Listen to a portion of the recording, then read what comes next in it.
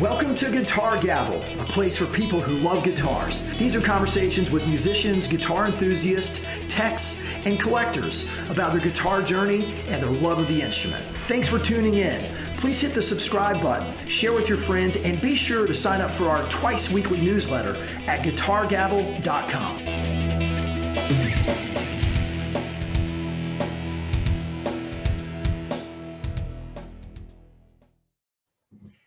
Hey everybody, welcome to the Guitar Gavel podcast. I'm David Still. Joining me is my LinkedIn buddy, Adam Gray. He's from overseas, and we'll get into a little biographical data here in just a minute. But first off, I wanted to say thank you for your time. Thanks so much for committing your time to watch the podcast, see some guitars, hear about Adam's guitar journey, and how the instrument has impacted his life. So if you like what you hear, what you see, don't offend Adam, of course. Leave some positive comments, a thumbs up review or a 5-star review, depending on the platform that you're watching or listening. But to the audience, I would like to just thank you very much for your time. And on that note, Adam, thank you very much for your time. It's a pleasure to be here. What's there not to like about talking guitars with somebody? Guitars are the absolute coolest thing in the world. They are one of the coolest things in the world. Yes. You do invoke cars and motorcycles in this conversation, but we'll leave that for someone else. Yeah, absolutely.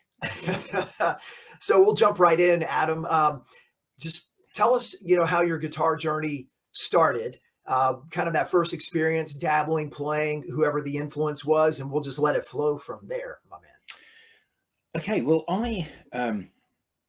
when I was probably 10, my mum and dad bought me a nylon strung classical guitar. I was at the time studying the violin. I was playing the violin. So I went to school, to secondary school, and I wanted to get a steel strung guitar. So they bought me some crappy steel strung guitar. But violin was my thing. And ultimately I went to music college to study the violin because I knew I was going to be a concert violinist. And two things happened there. First of all, I got an injury. Lots of violinists do. They get like a cyst on your neck, and you can't put your.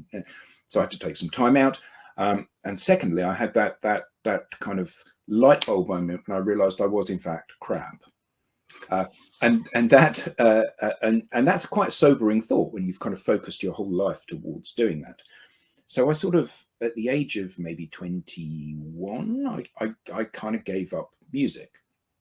Well, I gave up playing music. I actually was working in a hi-fi shop in those days, and so I was listening to music a lot. So I got on with my life and developed my career and all of that kind of thing. And then I got married, and my wife knew that I had played the guitar, so she bought me on Christmas or birthday a Yamaha guitar, like $200-300 guitar, and it was lovely. And I was strumming chords and doing that, thinking, oh yeah, this is really, really nice. And it spent most of its time, as it does for so many people, stood in the corner of the room, not getting used. And a very good friend of mine was very well paid, and he had these passions that came and went. And one of them was playing the guitar. And we were chatting about guitars, and he said, oh, I'm going to give up. I've got a couple of really lovely guitars, and I'm going to give up because I don't really use them or anything. And I said, yeah, and the thing is, actually, with guitars, there's not a lot of difference between a cheap one and a good one. Further to our earlier conversation about being very naive when you're new to this sort of thing. I said, there's not a lot of difference and he said, yeah, there is. And I said, no, there isn't, because my Yamaha is like, it's all right, it's good. And he said, no, there is. You can have mine for a while. So he lent me his guitar, which was a Taylor 910, which is, with all the inlay up the fingerboard and stuff, which is a bit like a sort of a bit like a drag queen guitar, loads of bling on it, loads of stuff going on, which is not really my style at all. And I played it and I thought, wow, this is light years away from my Yamaha that I thought was kind of okay. And then I went out and bought a Taylor 510, and that was my kind of guitar that I thought this will do nicely for me. And they're all right, Taylor guitars. Nothing wrong with the Taylor guitar. This one wasn't actually a particularly good one. It used to go a bit out of tune when you went up the fretboard. It was a bit not particularly good intonating instrument. But it sounded kind of okay.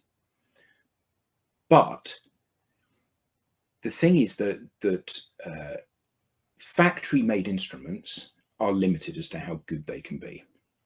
You know, when an instrument is made in a factory, the wood is cut to specifications. You know, you cut the top of the guitar and it's like 2 millimeters thick or whatever it is. And obviously, because wood's an organic material, some wood that's 2 millimeters thick is really stiff, and some wood that's 2 millimeters thick is really flexible. So the problem is that not all guitars that are the same model from the same factory sound the same, and you get good ones and you get not good ones. So anyway, I had this guitar, and I decided that I wanted to teach myself to play properly. And I really got into a British guitarist who actually came and did a lot of playing in America for a few years, called Martin Simpson, who is one of the best steel strum guitarists in the world. And during the period that I was really kind of getting into his music, I had an injury, and I snapped my Achilles tendon. So I spent 10 weeks or whatever, basically with my foot in plaster, unable to do anything. And one day I was sitting on my laptop looking at the same sort of guitar that Martin Simpson plays, which is made by a builder called Stefan Sabel, looking at one of these instruments and just feeling miserable because I couldn't walk around. And my wife came and sat next to me. She said, would it cheer you up if you bought one of those? Now, I mean, every man that plays the guitar wants a wife like that, don't they? So I said, I don't know, but it's worth a try. and that led me onto my quest for having ever better and more interesting guitars. So that was I was on like a chat room, and a guy was selling one, and I was kind of messaging him. And then all of a sudden the phone rang, and it was him. And it turned out that he lived in the same town that I lived in, which is, you know, it was like all across Europe, people were on this chat room, and he is in the same town as me. So I went and saw him the next day, and this was like 18 years ago. Went and saw him the next day, bought the guitar, and we've been like best mates ever since. Absolutely great guy. But this guitar was an order of magnitude better than anything else I had ever played. And what's really interesting about guitars like this is that they are built without compromise. And that doesn't necessarily mean that you will like every one of these kind of no compromise instruments, because by nature of the fact that they're no compromise, it means they're quite extreme and they do some things very differently from other guitars you might have played. But this was an outstanding instrument. And I said to him, when I'd had it for a couple of weeks, I said to him, "Oh, this is just a revelation. I'm never going to sell this guitar." To which he said, "Ha, ha, ha, yes, you will." And he was right. And since then, I have bought and sold guitars, and I've had several of the guitars by this particular maker, Stefan Sabel, and it has been. That was the beginning of that particular journey for me. And it's opened up a whole host of experiences for meeting people that share this passion for great instruments, having to kind of reevaluate what I consider a good price for a guitar to be. Because this 18 years ago, I must have spent $4,000 on this used, which was quite a lot of money. I mean, it's quite a lot of money now. It was a lot of money then. And I thought that was all the money in the world to spend on a guitar. But oh boy, have I learned since then. But it was the beginning of that journey. And it demonstrated that if you spend twice as much or 3 times as much on an instrument, sometimes you don't get 3 times as much performance. Sometimes you get 20 times as much performance. And often I feel that going up a level doesn't always bring a similar improvement in performance. It can sometimes bring a much greater improvement in performance. So that's a fascinating read and take on that. Have you? So you haven't crossed the threshold of diminishing returns. You haven't spent way too much and received way too little? Or Yeah.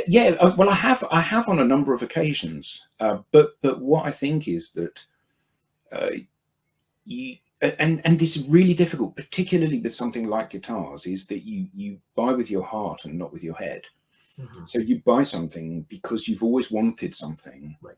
and you refuse to acknowledge to yourself that this actually isn't a very good thing that you've bought, because everyone's told you it's really good, and maybe their one is really good and maybe your one isn't really good. And a really good example of that has been Martin guitars. So I don't know, I bought my first Martin guitar maybe 15 years ago, and I quite fancied a slot head. So I Yeah. bought a D18 VS, so an 18 series mahogany bodied dreadnought 12 fret slot head. And it was shocking. It was brand new, absolutely dreadful instrument. There was no redeeming features about it at all. And I fairly quickly moved that on, because I thought, I can't, I'm never going to play this thing if it's in the house. But I've always had a bit of a Martin itch that's needed scratching, because, let's be honest, they invented the steel strum guitar. So to not acknowledge that, even if you acknowledge that, it's like in the American idiom, it's like the Ford of cars. It's good, or it can be good, but there are better ones out there if you spend more and go down a more kind of specialized, niched approach. So the next one that I bought was not immediately, it was a Treble 18, 1955. And that was all right, actually, but should be more than all right, really, shouldn't it? And it wasn't. And then after a few years, I bought a 0018 from 1969, and that Yeah. was kind of okay. And then I bought a Treble 28 Eric Clapton, and that was actually really good, and I really liked that. And then I bought this. All right. When you come back, you'll be full screen. So this is an OM 28 Authentic 1931. So Wow. this is it's an exact replica that Martin did for a while of a guitar that had been owned by Mike Seeger. So it's exactly the same dimensions, exactly the same neck shape. It's a long scale, so 25.4 inch Trebolo stroke OM body instrument. This one has got Madagascar rather than the original one's Brazilian rosewood, but this is Madagascar rosewood, because obviously Brazilian is a class 1 CITES wood, so you can't ship it around. This has got an Adirondack torrefied, so baked in the oven to make it work like old front. It's not got an adjustable truss rod, it's got a fixed truss rod in it. It hasn't got a logo on the headstock, because Mike Seeger's one hasn't. And it's stuck together with animal protein glue, like it would have been in the old days. So it's kind of like all of the benefits of a vintage instrument, but without the structural issues that you may encounter. And it's and I use this for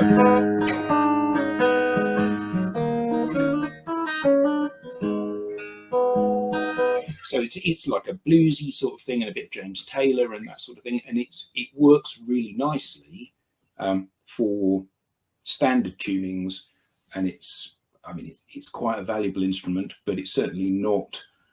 If I bought the real thing, it would be like $75,000, and this isn't anything like that. But it's nice, It's a good instrument. I'm really happy with this, and it's different enough to the modern ones.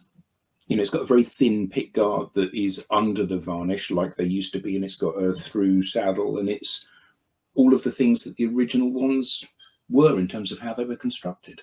And I don't see me getting rid of this for a while, really. You found a keeper. Well, that in itself is a funny thing, isn't it? Um, because we've all bought and sold instruments over the years, and part of you have that yearning for the instruments that you got rid of, that you had a particular affinity with. Yes. But the reality of it is, how many guitars do you play? Not how many guitars do you want, because that's the answer to a different question. But how many guitars do you play? And I have found that when I've had 6, 7, 8 guitars, I've played 3 or 4 of them. Yeah. And having the money tied up in other instruments when I could be speculating that looking for the one doesn't seem like a good idea. If you've got 2 and you use one 90% of the time, then sell the other one and buy something else that might be better than the one that you use 90% of the time, would be my normal mode of operation, and try not to get too sentimental about them. You're quite the strategy. I wanted to add a fascinating point. We were talking before we cranked up offline. We were speaking where I live in Western North Carolina is bluegrass world. Yeah. And it is very much so Martin country.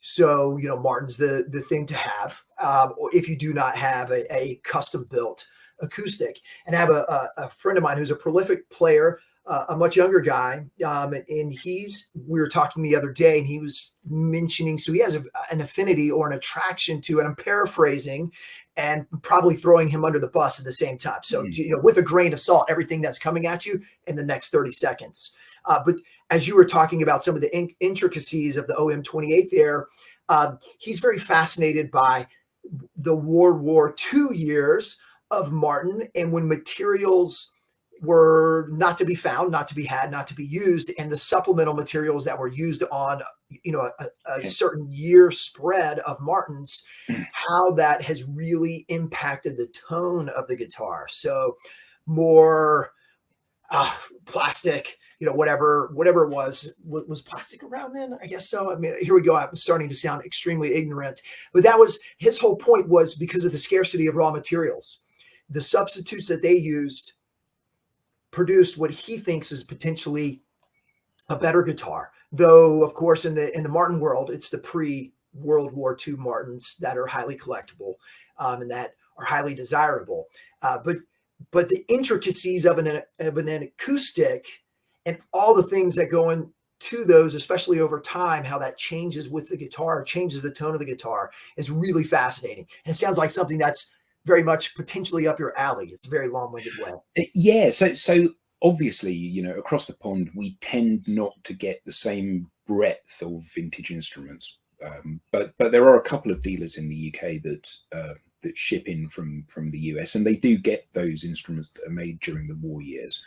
And certainly, guitars that have an ebony truss rod in the neck are different to guitars that have a metal truss rod. And nowadays we take for granted that you've got an adjustable truss rod, so you want to put an extra bit of relief on the neck, and you give it like quarter of a turn tweak, and it makes it more practical in terms of changes in humidity and playability of the instrument. But yeah, I think that what's really interesting is that, and I saw an interesting interview with James Taylor when he said the thing about guitars is they're not like violins.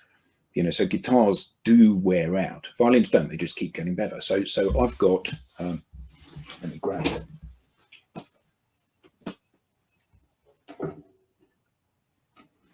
So I tend not to play the violin anymore.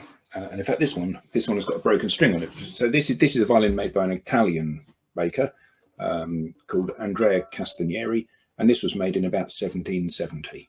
And it's a better instrument than it was when it was younger. And it's it's an outstanding instrument, but it's 250 years old. You wouldn't expect to get a guitar that was 250 years, certainly not a steel strung guitar that was 250 years old, right? Because it would have just, the stress of the strings on it would collapse it. So I think that there's that kind of balance, generally speaking, for guitars that are following the same format.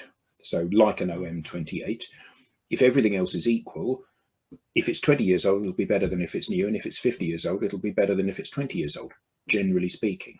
Now, obviously, a good guitar from today will probably still be better than a bad guitar from 50 years ago within the same thing, because being made in a factory, it's got that bell curve of distribution. And, you've got some good ones, you've got some bad ones, and then you've got the majority are kind of average in terms of how they perform.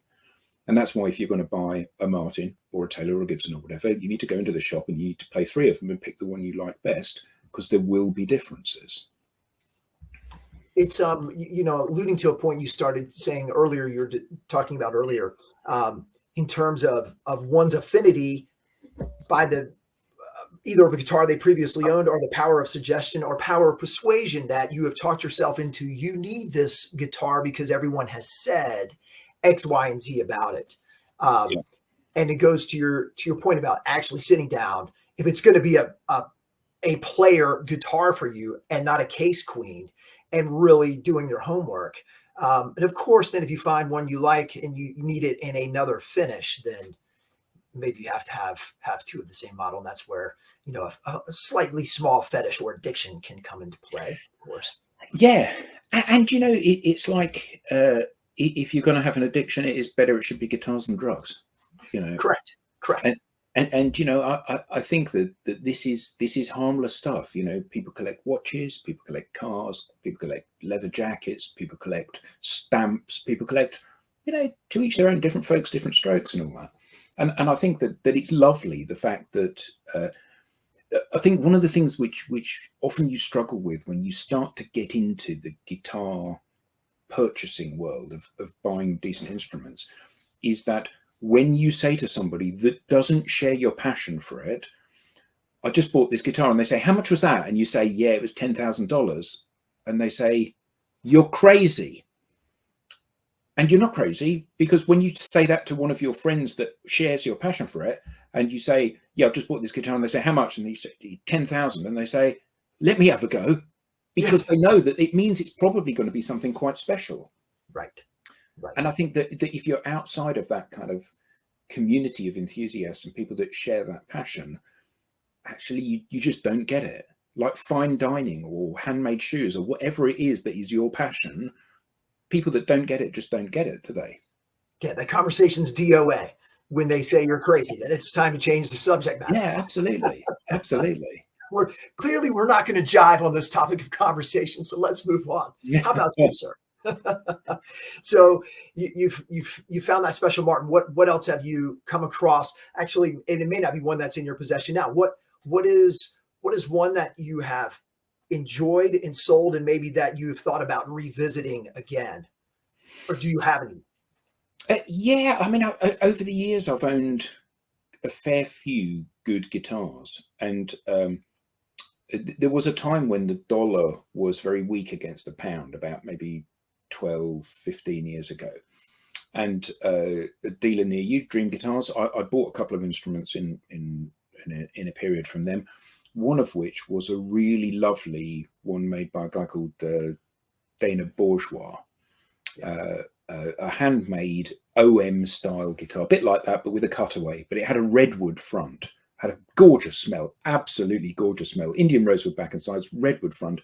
It was like quite a small guitar like that. It was like a piece of jewelry. It was so beautiful. You just wanted to look at it and love it.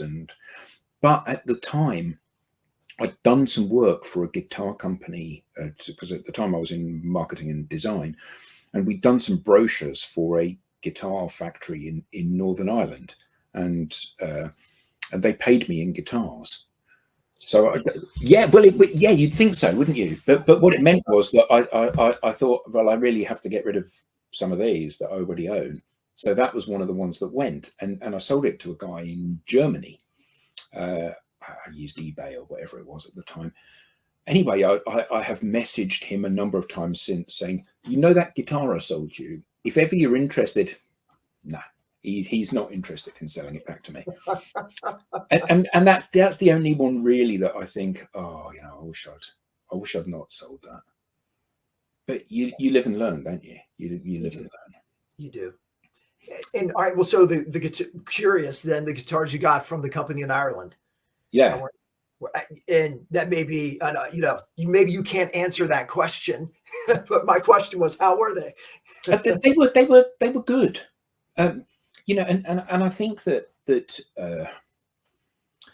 I think that there are a number of things going on with guitars, and I think it's probably true of anything. There's how good an instrument is it, you know, and you can be quite objective about some of these things. You know, how good an instrument is this? Is this instrument better or worse than this one? Now, that's not the same as, do I like it more than this one or not? And often the things that make it less than perfect are things that you find really attractive about it. You know, so the little peculiarities of how it plays, or the sound, or the projection, or the shape, or the color, or whatever, maybe things that you say, I know it's not perfect, but I really love that bit of the instrument. And I think that at this period, you know, I moved this guitar on. I got these 2 or 3 guitars from the company in Ireland, and they were all really good. You know, there's nobody that you would put the guitar in their hand and they'd play it and they'd go, oh, that's rubbish, I don't want that. That would not have happened. But they were not guitars that I bonded with. And I guess that was my first experience of truly realizing the difference between a guitar that is good and a guitar that I actually have some affinity with. Yeah. And you know, a salutary lesson, as they say. And the intricacies that you describe, that you become attached to, and where you create that affinity, is so important, because that is your human connection to the inanimate object that really bonds you to that guitar. And whomever else, if you were to sell it, the next owner may find zero of that appealing. And absolutely, yeah. It's what, to me, is what literally sings to me from guitars. It's those little special snippets on the instrument that you connect with, that creates that bond that never goes away until you're just ready for something else. I mean, there's plenty of guitars are going to have maybe a similar or the same bond or a better one. So it's time at some point, but that is the draw for you. You really articulated that well. Yeah, and I think you're right when you say that, because, you know, they're like friendships, you know, and people say, you know, friendships are for a reason, a season, or a lifetime.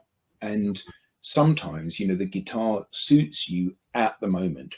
And I find that I'm quite childish about what instrument I want to be playing. So, you know, if I want to be playing, and I haven't got one at the moment, but if I want to be playing some James Taylor, actually, I want a Gibson guitar. And the reason I want a Gibson guitar is because the period of his music that speaks to me is when he used a J50. Mm-hmm. So, you know, Fire and Rain and Sweet Baby James and all of those things, all the sound I associate with that instrument. So I find that a lot of my guitar ownership is driven by the repertoire that I'm learning or playing at the time. Yes. And yes. And I think that there are some things that are kind of with you for life in terms of your musical taste. So I said about that first beautiful handmade guitar that I bought, builder called Stefan Sabel, absolutely outstanding guitar, and an outstanding builder who makes guitars for this guy Martin Simpson, who is arguably the best steel strung guitar player alive. And I had sold that, and then I had bought a guitar from one of his apprentices, a guy called Nigel Forster. And then I'd sold that, and I bought another guitar made by Stefan Sabel secondhand. And then, like 3 years ago, I got the opportunity to buy this. Now, all of these guitars are exceptional guitars, but this is an exceptional guitar. So this is some really this is wow. Rosewood Pawn. This is the finest Brazilian rosewood, with a little bit of sapwood in it to give it some interest, which is gorgeous. it's a really interesting construction. So normally the way acoustic guitars are made is that the guitar is basically forced into a mold. So you bend the sides and you put it into a mold, and then you glue the top on and clamp it in place. But the problem with that is that as the wood dries, you get quite a lot of stresses in the instrument. So what this builder does is he joints the top so it's a flat sheet, then he leaves it in the workshop for a period of time, months or years sometimes, until the wood has dried into its natural shape. And he does the same on the back of the guitar. And then he absolutely expertly molds the sides to fit into a mold, which obviously holds it in shape. And then he cuts the sides to fit the curvature of the top. Wow. and the back. So what you see on this guitar is that where the guitar's widest, it's really quite narrow, and where the guitar is not, what you've got is a guitar which it's a flat top, but it's actually almost an arch top, and you can see that there's quite an extreme amount of curve on the back of this instrument, particularly between the edge and the top. It's quite a heavily made instrument, but the thing that you will notice about this and what they are known for is the fact they've got incredible volume and sustain. So if I pluck a note,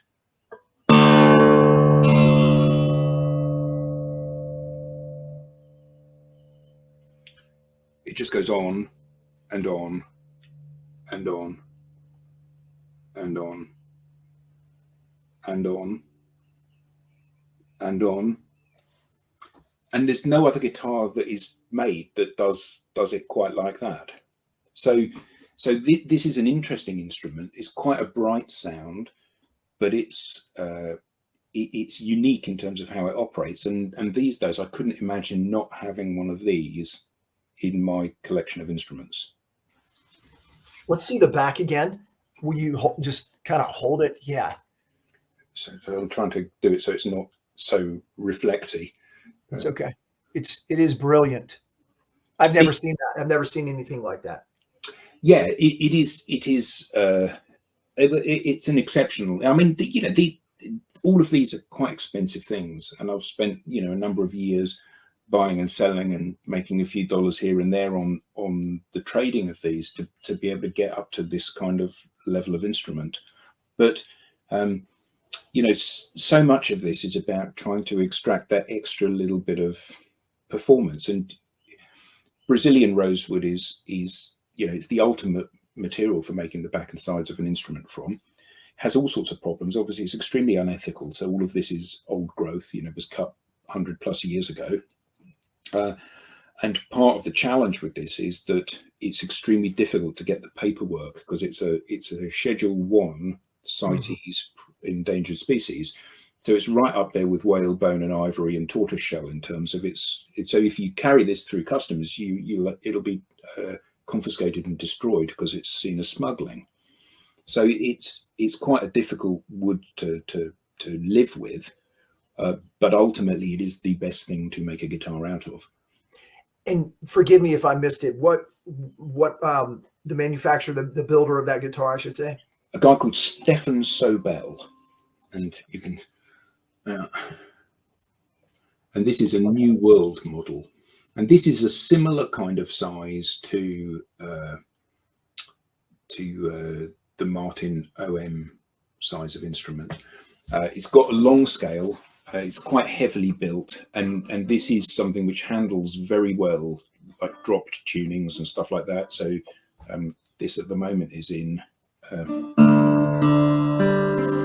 So this is in. Would this be? This would be a C tuning.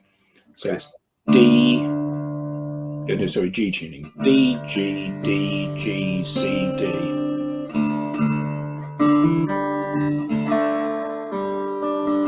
So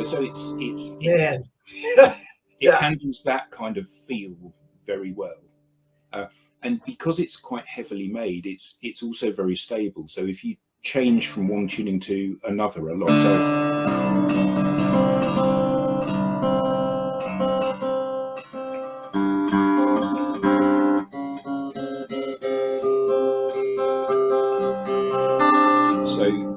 changing tunings means that you only have to retune the strings that you're changing, because the guitar is incredibly stable.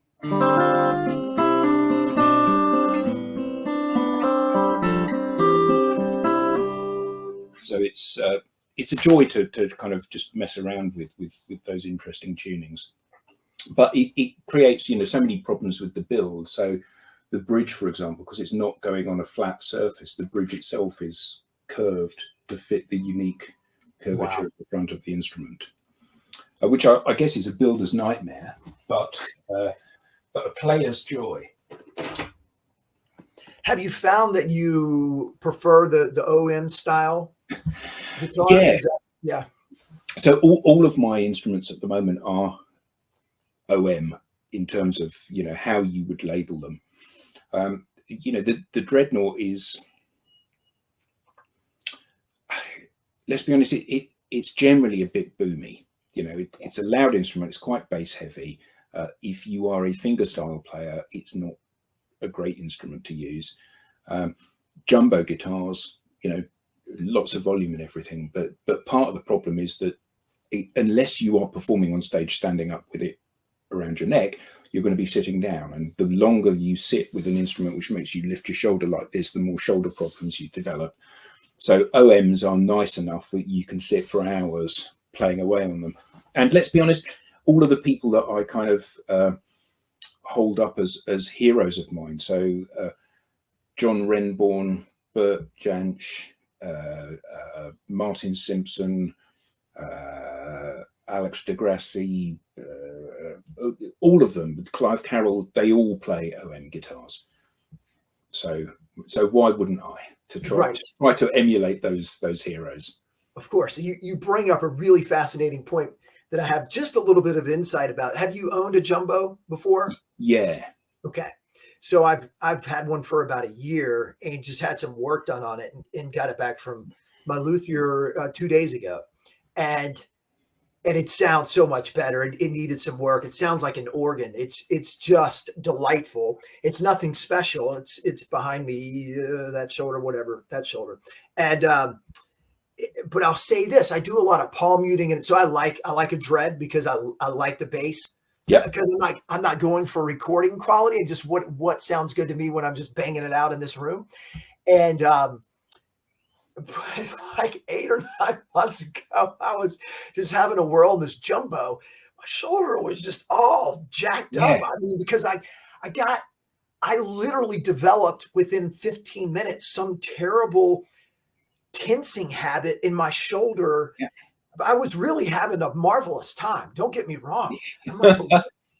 But it is it hasn't become, but it almost has become habitual to tense up the shoulder. It is just the most bizarre thing. And to your point about a jumbo, because it actually sits in my lap, wonderful. But I have manipulated my shoulder mentally, not so much because it actually fits really good. Whereas not an OM, more of a parlor shape is just too little for me. I'm not a big guy. I'm kind of tall. Yeah. But at any rate, yeah. And every time I play the jumbo after like 7 minutes, I'm like, what am I doing here? And you need to be loose as a player. You know, you need to be just completely loose. Yeah. So. And it's like putting your arms around something really big. It just, I find it just incredibly unwieldy. And further to your point about the parlor guitar, you know, I love the idea of a parlor guitar, and I've owned a couple of parlor guitars, but they've always sounded very boxy.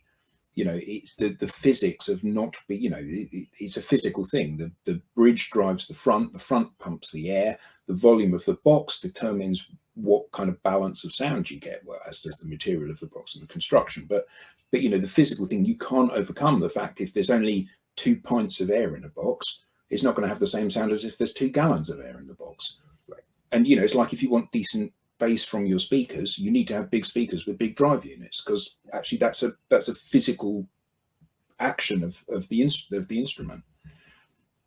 So true. Yeah. Well, now this thing sounds like an organ. It's wonderful. And I'm probably going to develop more shoulder problems over the course of the next couple of months now that it's really delightful to play.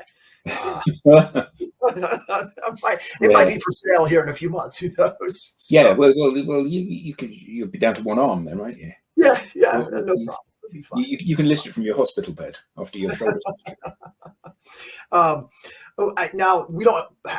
I know you're more of an acoustic player. You do have an electric hanging over your shoulder as well. Oh, I've got the best acoustic yet to show you. Well, let's not go there yet. Then you keep going, brother. You keep going. Yeah. There are. So I'm always on the quest for getting, you know, the perfect guitar, as all guitar buyers are. And I was talking to a dealer, and I was on the verge of commissioning an instrument from this dealer, and I missed a price rise, and that really kind of annoyed me, because like I had said, you know, I'm thinking of buying one of these, and unfortunately the price went up, and now the price has gone up now. So I thought, right, they, like all dealers, you know, every dealer in the world, they go out, they find new guitar builders, and they sign up those to be, you know, distributor for those builders' instruments. So I thought, right, I'm going to get the best guitar that I possibly can. So I thought, I can't afford to buy it from the best builder there is. So arguably the best builder in the world is a guy in California called Irvin Samoji. He has written a book called The Responsive Guitar. His guitars are absolute works of art and phenomenal performance. Now, the problem with this is that he's been doing it for a long time, and his guitars there's a huge waiting list, and they're like upwards of $50,000 each. So I would love to, but you know, that's a good way to test your marriage and ultimately get divorced.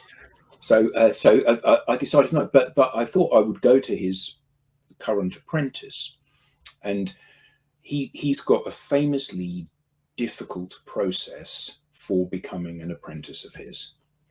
So he tests the apprentice, you know, they're there with him for a week or whatever, and he sets them a series of tasks, and he gives them this kind of lump of wood, which is an abstract shape, which is lots of other elements of very hard woods glued together. And he says to them, so you need to make this into a cube, and I will not accept a greater tolerance than like 0.02 of an inch on any of the sides. So they're starting from a completely kind of abstract lump, and they have to kind of create this cube out of it. So one of the things you know is that anyone that is apprenticed to this guy will be one of the most talented woodworkers that there is. And, you know, over the years, he has, his apprentices have included some of the finest guitar builders in the world. So Michi Matsuda, Leo Buendia,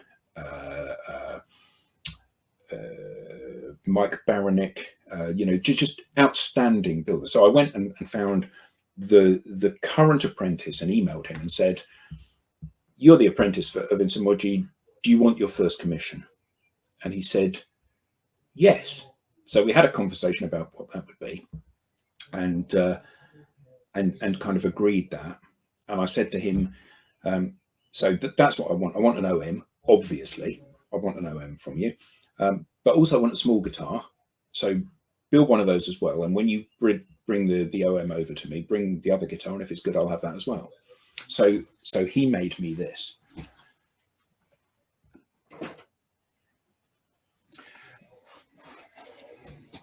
Now, I've played a lot of guitars in my time now from a lot of truly outstanding guitar builders, and this is the best guitar I have ever played. Now, I know that everybody that has got a guitar thinks their guitar is the best guitar that's ever been made. But this is truly outstanding. And when I took this so some of my friends and I would get together every year, and I took this, and they all played this. And as a result of them playing this, almost all of them went and ordered one from Tom Sands. Now, he has subsequently established, he's come back to the UK. He made this in 2016, 2017 for me.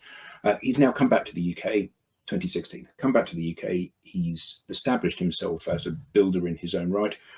His guitars now, I don't think he's closed his waiting list because he's got so many orders. His guitars start from sort of $15,000-$20,000. But this was the first one, and he did this with Irvin Simoji, the greatest guitar builder in the world, looking over his shoulder. So this is very straight grain Wenge wood, and it's incredibly thin, the back of this. It's got a patinated copper rosette, a moon spruce front, obviously a cutaway, lovely pressure dyed red backstrap on the headstock. And this is a truly outstanding, unbelievably good instrument. And this is, you know, if my house caught fire, I would grab this before my children. Actually, I don't mean that, but you know what I mean. Yes, of course, of course. There are not many things that I feel this way about amongst my possessions. And it's got some really interesting things that are typical Simoji things. So the saddle, for example, is very thick. And the reason it's thick is that you can put a lot more intonating, you know, optimization on the saddle. There is nothing in this guitar that is anything less than perfect in terms of performance. Yeah, so this is the very pinnacle of acoustic guitars, and there are very few people that have played this that haven't thought that this is the best guitar they've ever played, irrespective of the experience that they've had. Wow. Wow. What did that feel like to make the connection? And excuse me, just gonna put us back to dual, to make the connection. So part of that journey was the hunt. Like, you did your homework, you managed to track down the current apprentice, then his email, however, whatever snooping this involved, which is quite impressive. And then your number one, which I will have a follow-up question, but what a quest, very satisfying. That had to have been very satisfying. Yeah, but also very nerve-wracking, because I had previously never commissioned an instrument, and commissioning an instrument always carries with it an element of risk, because, you know, if it's a ready-made instrument, whether or not it's secondhand or new, you get the option to go and play it and say, yes, I like this, or no, this isn't for me. And, you know, this, Tom said when he came over and he brought these two guitars with him, and he came and stayed for a few days when I met him face to face for the first time. And he came over and he said, at the point that I opened the case of the first guitar for the first time, he said he thought he was going to be sick. He was so nervous. And it's like, mate, I thought I was going to be sick as well, because, you know, I've paid you thousands of dollars for these things. You've not made a guitar for anybody before. And now I know that you're sitting in the workshop of the greatest builder that currently lives, but the fact remains that it could be a dog. You know, I've played, Martin are regarded as one of the best guitar builders that there is, certainly the best factory guitar builders there is. I've played loads of them that are absolute garbage, that, you know, I would burn them on the fire to keep warm. So it could be an expensive version of that. So when I first played it, it was like, oh my God, this is outstanding. This is just joy and such a relief. All right, so I've some questions in there. Adam, could you, if he was that nervous, and once he saw the satisfied feeling come across your body, could you see the same? Because he had to be at ease at that moment in time too. Yeah. I mean, we had a hug, and it's like, man, we're on the same page. And actually, it was such a phenomenal experience that when I played this, and then I played the smaller one as well, I said to him, oh, yeah, you know what? I'm going to buy another guitar from you. So I ordered another one immediately from him. Yes. Because actually, you know, this is a safe space. Now, as it happens, the other two guitars, this is number three. Number one, he didn't build. Number two, he built for his uncle at the same time as he built this and the smaller one. And then the smaller one and the next one that I subsequently commissioned, I have moved on. You know, they've helped pay for those on the wall. But this, I can't see me getting rid of. but he's a lifelong friend of mine now, and I'm so privileged to have been the first person to buy a guitar from him. And that's a rare joy. That is astounding. And I want to ask some questions or get you to describe the commission process, because I see where that could open up some can of worms, especially if you don't know, but I'll get to that in a second. Do you feel like Tom he's made you the ultimate guitar? Could you go back to Tom, commission another guitar? Let's just say, money's not an option. Certainly his price has probably gone up. Money's not an option, but could he build you a better guitar in your mind than what's in your hand? Or is that the pinnacle of what he would produce? I don't know is the long and the short of it. I mean, I think that I think that anybody that is developing a career, you lose and gain as you go through that career. Clearly, his woodworking skills, his design skills, his finishing skills will have improved since he did this. There's no question about that. But equally, at this point, he had nothing to lose. So the back of this is thin. This is less than 1 millimeter thick. Wow. No guitar builder would build a guitar with a back like that now. And the reason they wouldn't is because it's going to get broken. And it means that if it's broken because of no fault of my own, he's going to have to pay to fix it. So it's like when Martin famously did shifted the bracing on their instruments back.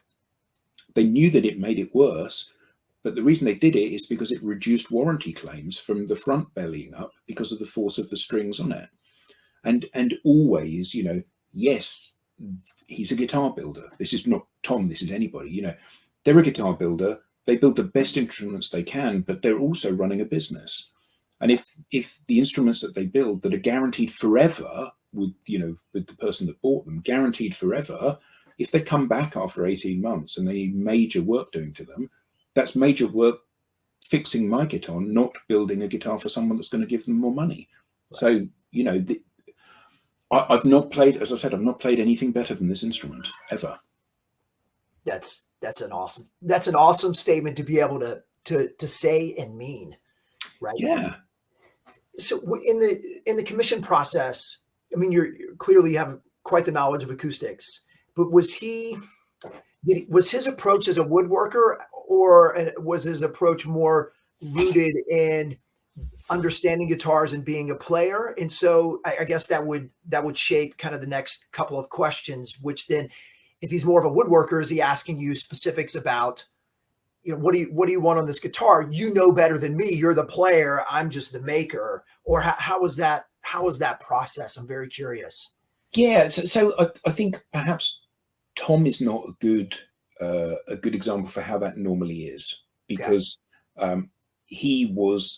because it was his first guitar. It's not like, here's my shape, So if you go to Martin and you say, I want you to build me a guitar, they say, which body shape do you want? So you've got a choice of dreadnought, OM, triple O, double O, single O. That's your choice.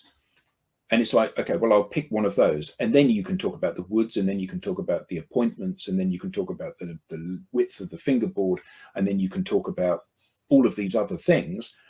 But the bit that you start with is, here's the body shape. With Tom, it was like, okay, how about this body shape? So everything was on the table as a possibility then. Got it. And then you talk about what's the next fundamental thing after the shape of the instrument is, what woods do you make it from? Okay, what wood do you want to make this from? Okay, well, I've got a Madagascar rosewood guitar. I've got a Brazilian rosewood guitar. I don't want an Indian rosewood guitar, because that's always going to be poor man's Brazilian or Madagascar. So let's have something else. What would you recommend? Okay, well, when you're building a guitar, you want a guitar where the wood itself, when you knock it, it sounds like metal, so you hold it up and you ding and it rings. Okay, Wenge is really good for that. Okay, well, I'll have that. The downside is that because it's very straight grained and very dry, it splits. So there's a crack on the cutaway, and because they're double sides, it doesn't matter. But it's always a risk that you run with that. But there's always a trade-off. It's like Brazilian rosewood splits more than Indian rosewood. That hasn't actually got any cracks in it, but that's unusual for a guitar that's 12 years old to not have splits in it if it's made of Brazilian rosewood. So it's always a kind of yin and yang. And certainly his mentor, Irvin Samucci, said guitars are at their very best when they are on the point of collapse. You know, when you take a little bit more wood off and a little bit more wood off, and when you take a little bit more wood off and it breaks, okay, that's the point you should have stopped. So everything is cut back to its very minimum. The top's very thin, the braces are very thin, the back's very thin, the sides are actually really heavy. So they're double laminated. And the idea is that it becomes like a drum where the front and back are free to vibrate and the sides hold that and let the energy then escape from the front of the instrument. But the process of building it, you then refine from which woods am I going to choose to, well, what kind of spangly bits do I want? Do I want abalone around the edge? Do I want something on the headstock? Do I want... and for me, it's always about, let's make it simple. You know, if you put loads of fancy stuff on it, it dates, and these are made from the most beautiful natural materials. You don't need to add something to it to make it more beautiful, you know. And for me, simplicity is the key. Wonderful. What a story. Adam, it sounds like you're a perfect fit for his first build in so many ways. You're willing to go with the flow. Yeah. Maybe it's certainly for the smaller instrument, which he made from Koa. I said to him, right, I've helped design and shape what this is going to look like. For the other build, I don't want it to have loads of, I don't want you showing off how well you can inlay wood and stuff like that. But apart from that, build whatever you want. Choose the woods that you want, build it whatever you want. Safe in the knowledge that when it comes out of the box, if I say I like that, I'll buy it. So there was an element of risk for him, you know, the risk being, okay, what if I do something that he doesn't like? So he had to temper his free artistic skills a little bit. But what he knew was that ultimately, if it was simple and elegant and good, he would make 2 sales that day. And in fact, he made 3, as you have. That's pretty awesome. Yeah. So listen, I know we're bumping up against a hard stop. Do we want to talk about the teletype guitar, or do we want to call it a day? I can talk about the teletype guitar. So I'm not really an electric. So I've got another guitar as well, which is a beautiful handmade nylon strung guitar. Well, you go wherever you want. I didn't know. But that's not here. That's off having some work done on it. So okay. So currently it's got the fingerboard off and the neck is being routed to have some carbon fiber rods put in the neck of it to strengthen it. So that won't be back for a few weeks yet. So I've always wanted a decent electric guitar. That friend of mine that lent me his Taylor 910, that very first time I was exposed to a decent acoustic guitar, he also lent me a PRS Custom 24, which I didn't get on with at all, but I appreciated the artistry of the instrument. So I'd always wanted to have an electric guitar, and I'd never been really into Gibson and the whole kind of humbucker type thing. And I'd never really been into a Strat, but I'd always thought Tele, you know, the first electric guitar, that's what I want. So I've owned a few Teles over the years, and to be frank, they've always never been very good. And the reason they've not been very good, I suspect, is because they've always been made in a factory. So, you know, you stick the neck through the machine and it CNCs it to shape. You stick the body through the machine and it CNCs it to shape. And actually, it makes no allowance for the fact that each bit of wood is different. So I had the opportunity to acquire this fairly recently. Ironically, from the same guy that I acquired this Sabelle from.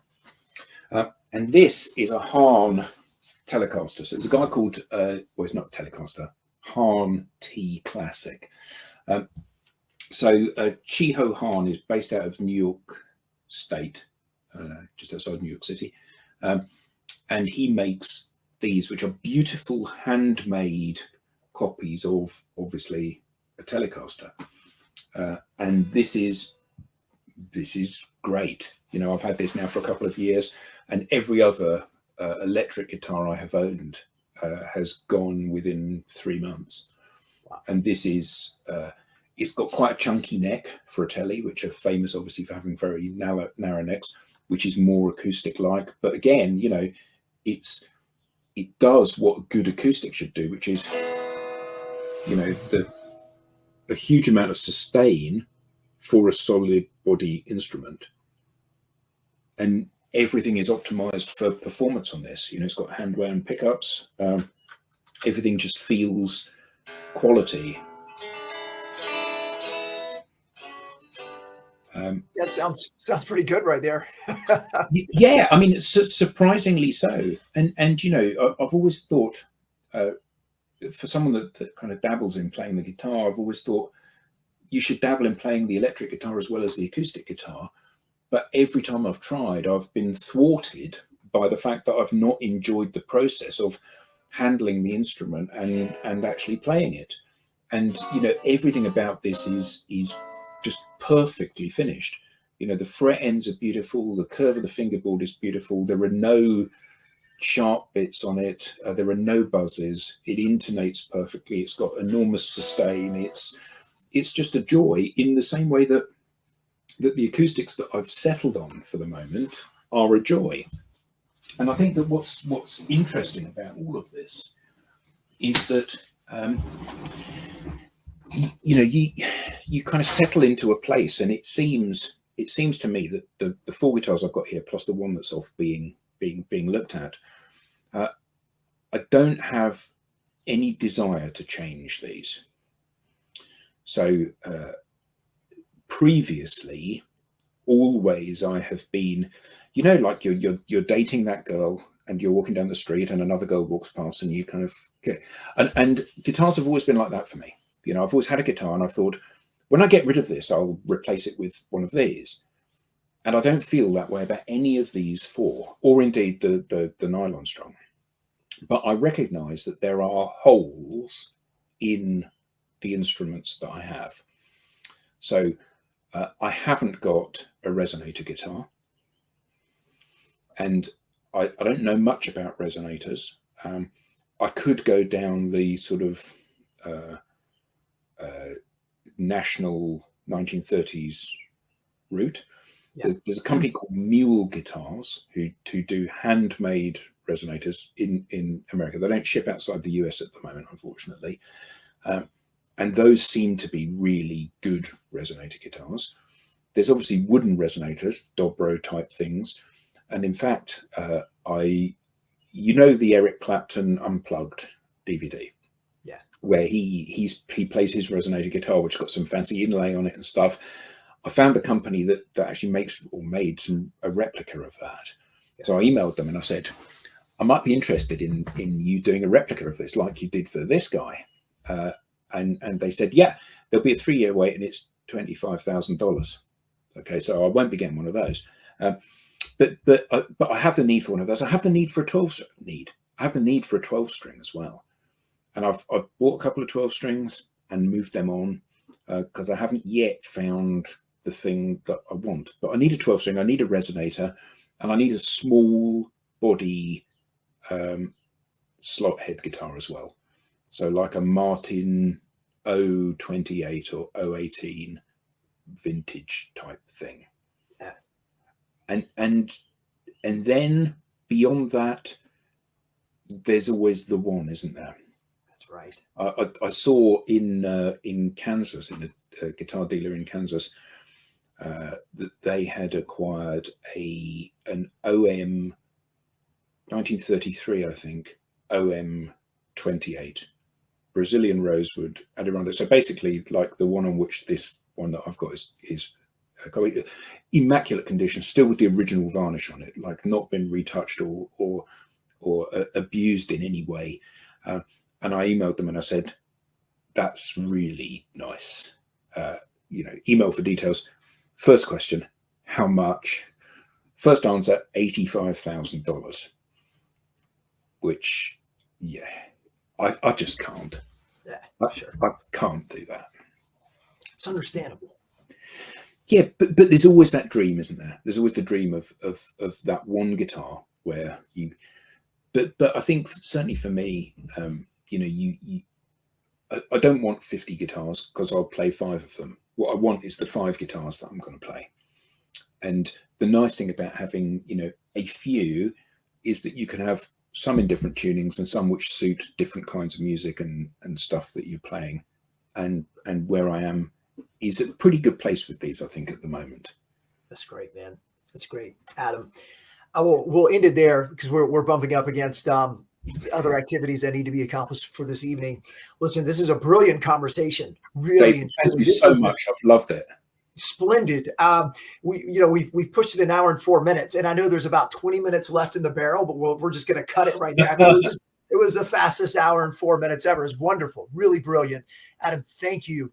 Thank you. Thank you. It's been a real joy. Thanks, David. Pleasure. Well, I've got 2 clicks to end the show. Hold on 1 second, and then we'll boogie out. Thanks everybody for watching, for taking your time. I'm sure you enjoyed it as much as Adam and I have, and look forward to the next one. Hold on just a second, Adam. Thanks for tuning in to the Guitar Gavel podcast, and a special thanks to Steve Kuykendall for composing this music and being such the great guy and friend that you are. As a reminder, hit the subscribe button and sign up for our twice weekly newsletter at guitargavel.com.